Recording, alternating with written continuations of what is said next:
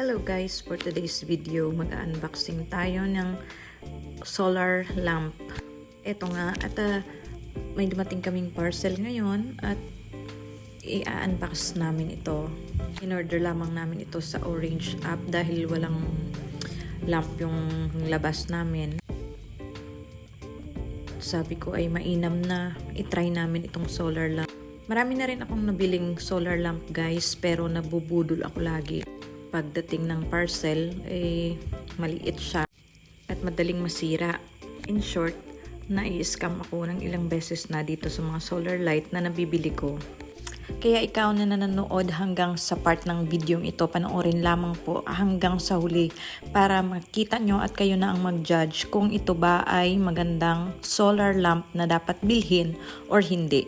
Upon uploading this video, mga almost 2 months na yung paggamit ko ng solar lamp na ito at hanggang ngayon ay okay na okay pa rin siya. Ito, tapos na po namin i-unbox at ito yung lamp. May mga kasama na rin yan na i-install. So kapag kakabitan nyo, kompleto na po yan. Hahanapan mo na lang ng pwesto na pagkakabitan.